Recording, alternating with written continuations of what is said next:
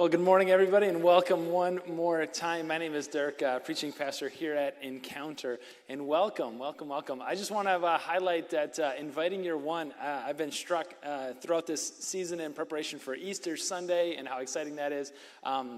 Your one person that God might lay on your heart to invite them into the Jesus story, invite them to take their next courageous step of faith. It might be somebody who has gone to church for a long, long time and just in this season has gotten out of rhythm. So you probably know somebody, a name comes to mind. Just make sure that they know that they are loved and welcome to join us at one of our locations or online.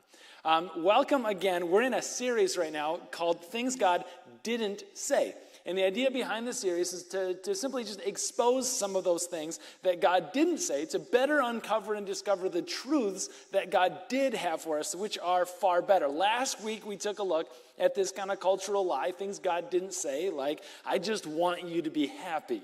God didn't say, I just want you to be happy. In fact, what God did say and what God did offer is so much better than that. He didn't say, I just want you to be happy. What he held in front of us, what he offers us, is this depth of eternal joy.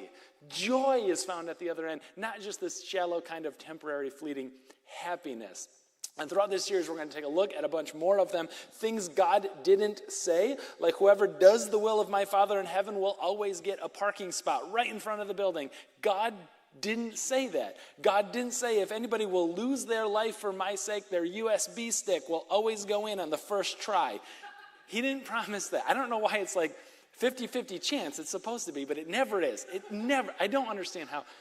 Also, why don't they make them round? Anyway, God didn't say a lot of the things that like well-meaning Christians offer each other in times of struggle, in times of setback and despair. We come alongside and we say these things as if it's God's gospel truth. And so often it's not.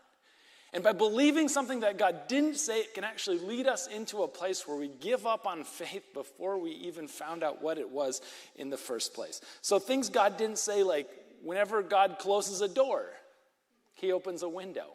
God didn't say. God didn't say God helps those who help themselves. And today we take a look at this saying that God didn't ever say that I'll never give you more than you can handle. It's not found in the Bible. God didn't promise at its core what today is about. God didn't promise that your life would be easy. But sometimes we assume that like following Jesus is a better life, is a full life. Yeah, it's a full life, it's a better life. It's life, Jesus said, to the fullest. It doesn't necessarily make for an easy life. In fact, what God did promise at the end of that is oftentimes that life is the opposite of easy. In fact, following Jesus, though the better way, though the full way, it can be remarkably difficult in the meantime. And so don't give up on it. That's my encouragement to you. When it gets hard, when it gets difficult, don't give up on it. Kind of a funny story. We've got some like contractors who come in and work on the building, and I know you're looking around and going, really, this building needs some work? I know, it's shocking. Fulton Heights, you guys are blessed. Kentwood, welcome. We've got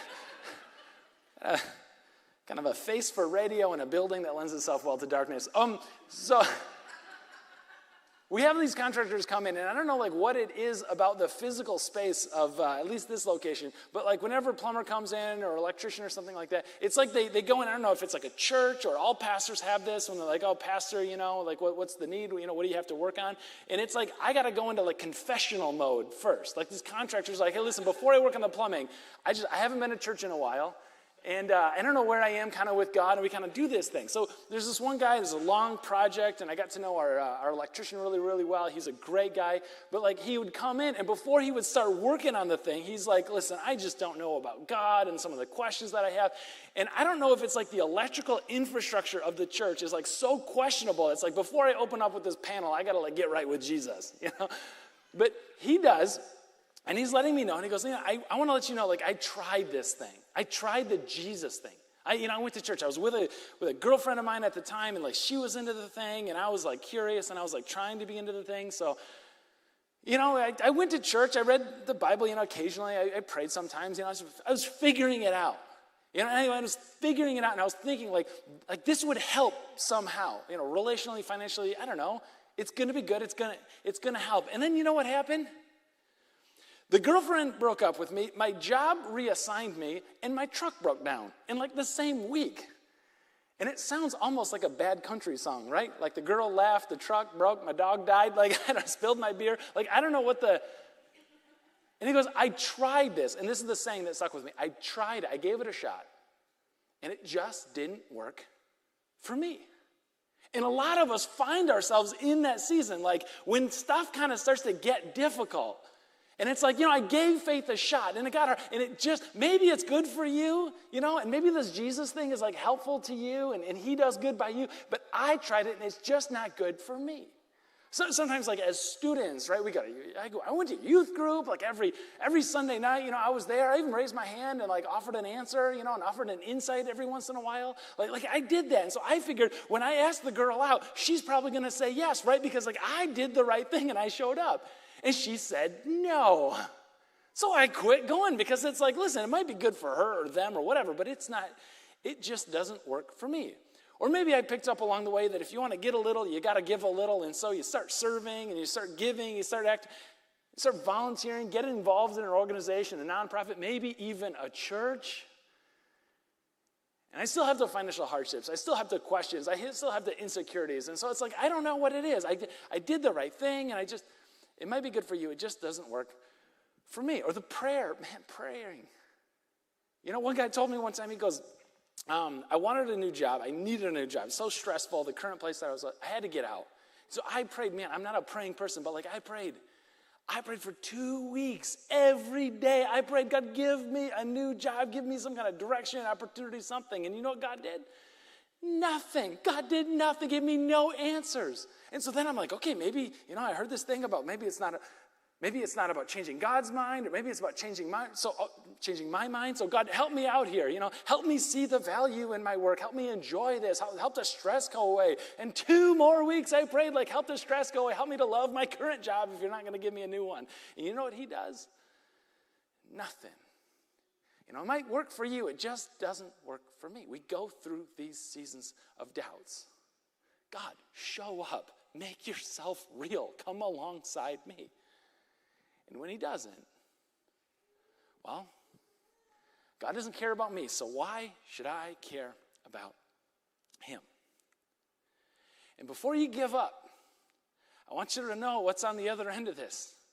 Before we give up, we miss out on the redemptive story that God is telling. Before you give up, I want to let you know that God didn't promise not to give you more than you could handle, that God didn't promise that life would be easy, or that it works that way. What he did promise and what he has for you is something so much better than all of that. Let's go to the place where we find out what Jesus did say in John chapter 16. We go to John 16, and it's an interesting context, a time. We're phone friendly, so if you want to follow along that way, or the words are going to be on the screen in a minute here. John 16 takes place on what's called Maundy Thursday, which is the day of the year coming up, actually this Thursday, where the church and kind of Christians everywhere recognize the time when Jesus gathered in this upstairs apartment with some close friends, his followers, the disciples, and they're all together, and there's this kind of intimate moment between them, and he knows, you get the distinct impression, Jesus knows what's about to happen. He knows he's going to suffer. He knows he's going to be betrayed. He's hanging out with them in that upper room, and he's like letting them know what he already knows in these last moments before his death. In John 16:33, we read these words. Red letter words of Jesus. They go, I have told you these things so that you may have peace. In this world you will have trouble. And he goes, but take heart, I have overcome the world. There's an exclamation point there. Take heart. This story was originally written in Greek. They didn't use exclamation points. They didn't use punctuation at all. So that was kind of contextually added later. So we don't know exactly how Jesus said it. I just imagine the context of what he says and kind of what's around that area. And we see that this is a heartbreaking moment for Jesus. He knows the betrayal. He knows what's coming up next. He knows the pain that's just about to happen. He knows about his arrest. I just imagine when Jesus says, take heart, he does it almost with a tear in his eye. Emphatically, but mournfully, take heart. In this world, you will have trouble. You may have peace, you will have trouble. Two things to remember about this story, about your life. Maybe even your week ahead. First thing is Jesus. He offers peace, but he promises pain. He goes, you may have peace. Like, we're going to get to that. We're going to talk about the peace of Christ ruling. Peace is offered.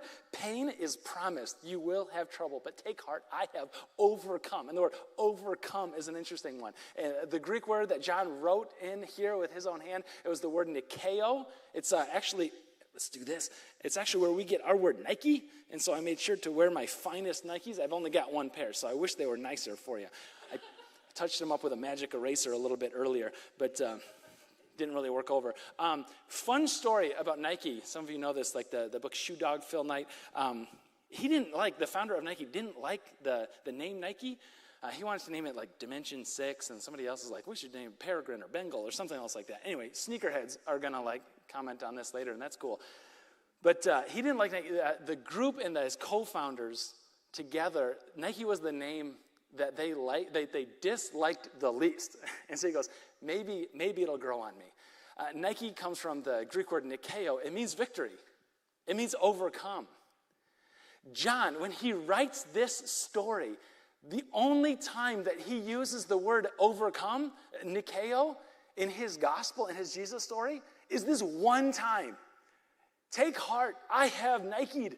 I have had victory. I have overcome. That's the only time. However, John was the only disciple who lived a remarkably long life because he was put in charge of taking care of Jesus' mom, and so he couldn't really be reckless or become a martyr because he had responsibilities and a job. He had Jesus' mother Mary to take care of. So John was the only one who made it into old age among the group that was gathered there. And so John, we see, is the only one whose faith grew with him throughout the years and deepened and evolved, and he saw a lot of things. He changed as a result of it, grew closer to God.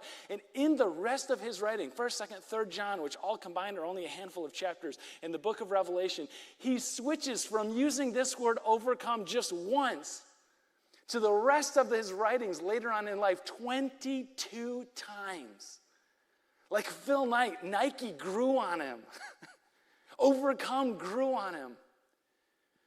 John saw some things. He saw hurt. And he saw pain.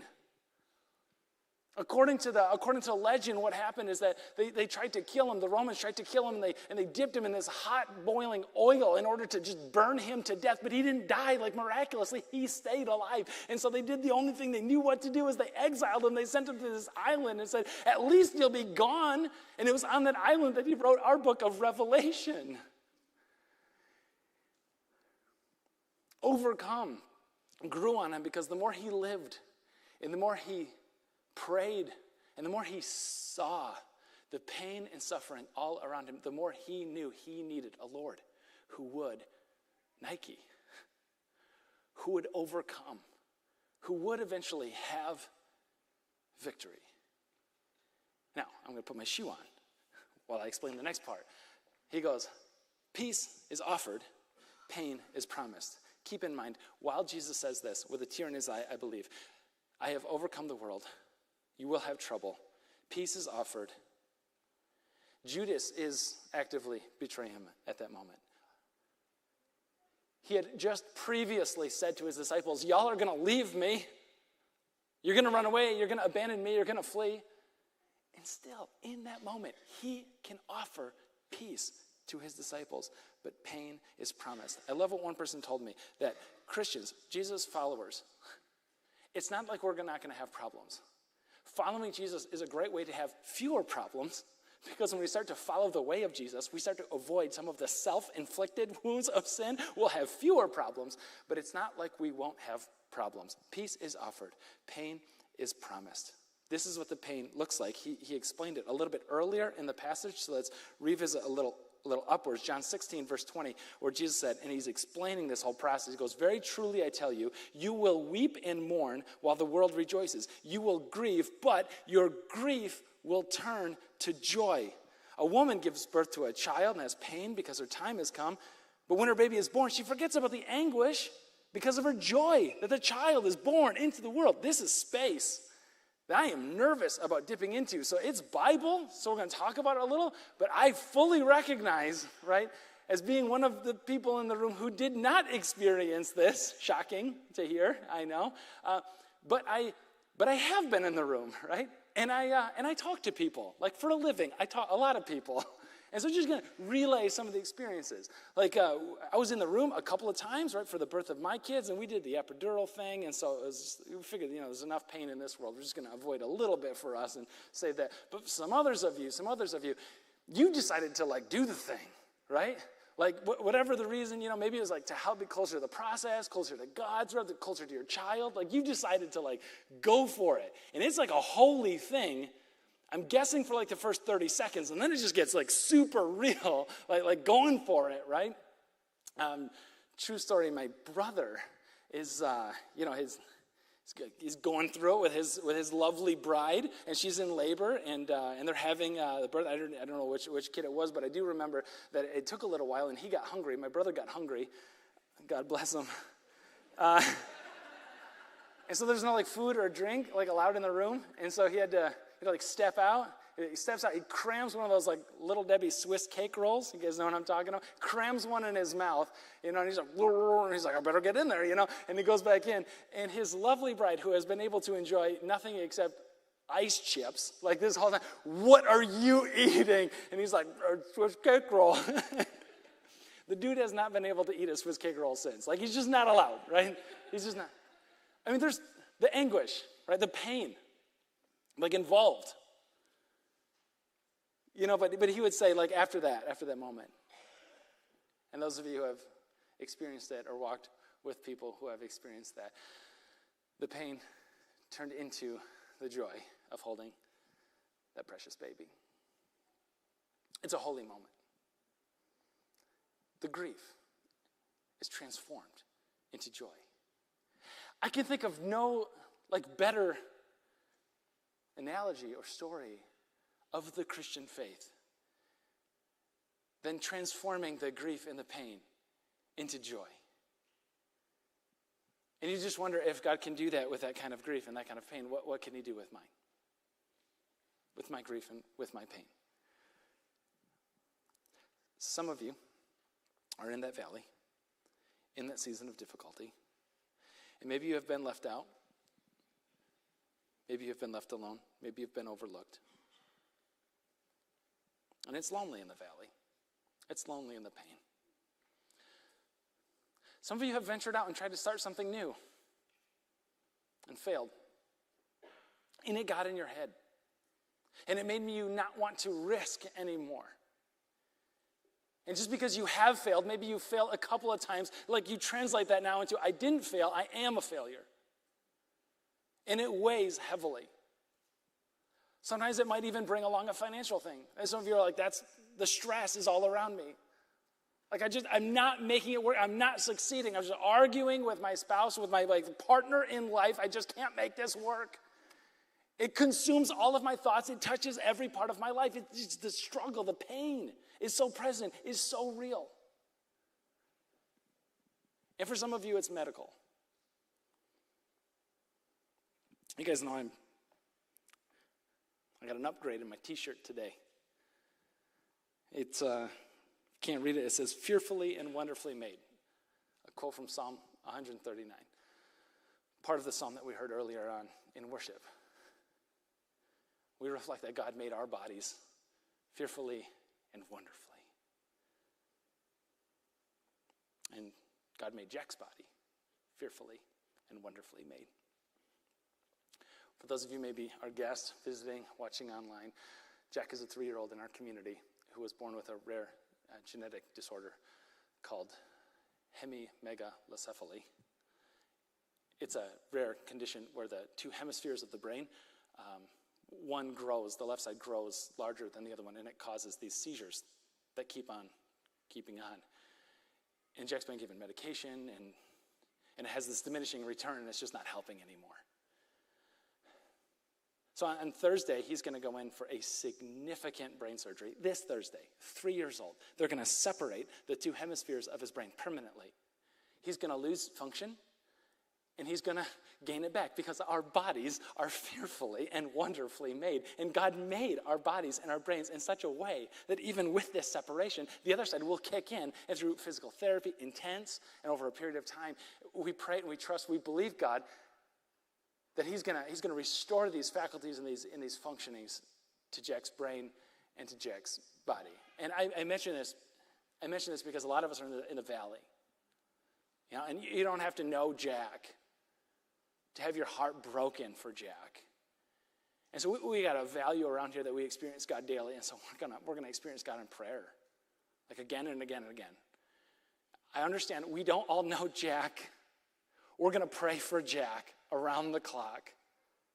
There's a website that we've got set up, encounterchurch.org/Jack, website/Jack. Just a bunch of ways you can hear the story, get involved. Sign up for a prayer slot, please, on behalf of the family. Lift him up. We're in the valley. And we're in the pain.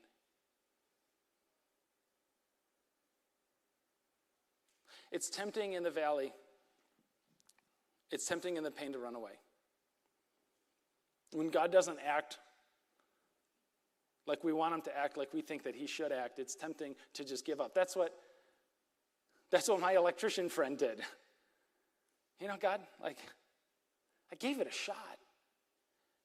You know, life is hard. I guess it's just not for me. You know, he walks away. If we walk away in that moment, in this moment, we don't get to hear the redemptive story that God is telling. For some reason, God has pain in this world. Peace is offered. Pain is promised universally to all of us. If we walk away right now, we don't get to see, whatever it is, the purpose that God has for us in that moment. And because he put it in, he does have a purpose. What is the purpose to all the pain? I think that the pain, that the trouble that we have, the trouble proves your faith. And I want to unpack that. I want to explain that a little bit by going to a different passage. Peter was in the room with Jesus on Maundy, Thursday, by the way. But by the way, Jesus shares these words. You may have trouble, but I have overcome. I have Nike'd. Jesus shares these words on Maundy, Thursday in the upper room. And I think there's something sincerely poetic about the fact that Jack is having his surgery on Maundy, Thursday in those time that day when Jesus said, I have overcome. I recognize your trouble, but I have overcome. But Peter, we go to Peter. Peter was in the room, and then Peter experienced some life on the other side. And so he wants to write this open letter to a bunch of people who know a thing or two about pain. And in 1 Peter chapter 1, verse 6, he says, in all this you greatly rejoice, though now for a little while you may have had to suffer grief in all kinds of trials. These have come so that the proven genuineness of your faith, greater worth than gold, which perishes, even refined by fire, may result in your faith results in praise, glory, honor when Jesus Christ is revealed. The proven genuineness of your faith. And listen to some of the stuff that Peter saw and his listeners and the people he's writing to experience. This Roman historian, his name is Tacitus, he would just write some of these accounts down. He didn't have a dog in the fight. He's not a Christian. He's just writing down what happened. He goes, what I noticed, what I saw is that these Romans were watching as the Christian movement just spread like wildfire all around us. So they're like, we got to do something. It's weird. We don't understand it. And so we're going to clamp down on it. We're going to persecute it. And so Tacitus, he writes on the stories, he goes, I watched as the Romans would put these animal skins on Christians and just set the wild beasts on them and say, go get them, and for sport, for fun, this stuff would happen. Dipping Christians in wax and letting them on fire and just for entertainment purposes. And Tacitus, he writes these things down, just horrible, horrible things that took place. And Peter is writing into this. He goes, I know you guys know a thing or two about pain. But he goes, what that does is it proves the genuineness of your faith. Because if you can hold on in this moment, if you can hold on when things really get difficult, it shows something about the faith that you have, that it's genuine. Jesus told the story about scattering some seed, the gospel goes out and some of it falls on the rocky soil and the seed just sprouts right up like that, super quick. And the sun comes out, it scorches. There's no root system there. There's nothing that it grows down deep into. It's not a genuine faith. It's the opposite of that. It's a counterfeit faith. Like the question sometimes that's before us is like, hey, listen, in 21st century West Michigan culture, do we have a genuine faith or a counterfeit faith? And how easy it is to be like, I don't know. You know, sometimes we go into the counterfeit faith because it's like, being a Christian isn't super hard. Going to a church, we got a ready-made community ready to welcome us in, especially if we're lonely or isolated. We got a contact list, you know. You need a job, like maybe I can know somebody. Like sometimes it's easy to follow Jesus. And so it's easy to follow Jesus for the blessing, not the person. And that's a counterfeit faith, not a genuine faith. A counterfeit faith says, I'm going to follow you, Jesus, just as long as my migraines go away. I'm going to follow you, Jesus, as long as I get the job, as long as I get into the preferred graduate school that I want to get into. It's counterfeit faith. But a genuine faith says this. A genuine faith says a faith that has been tested is a faith that can be trusted. A faith that has been tested is a faith that can be trusted. Trouble proves faith. Trouble prepares you for something else. It prepares you for your purpose. You want to get better at faith? You want to get stronger? You get stronger at faith. You get better at faith. Like you get stronger, you get better at anything else. Right? You go to the gym. You get stronger. Not by like sitting on the machine, like flipping through Instagram, finding your next song, sending out a couple texts. Those aren't the moments that you get stronger. Resistance makes you stronger. Pain makes you stronger. And I think we got to ask ourselves the genuine question, could it be that God's preparation for this next season, could it be God's preparation comes packaged as pain?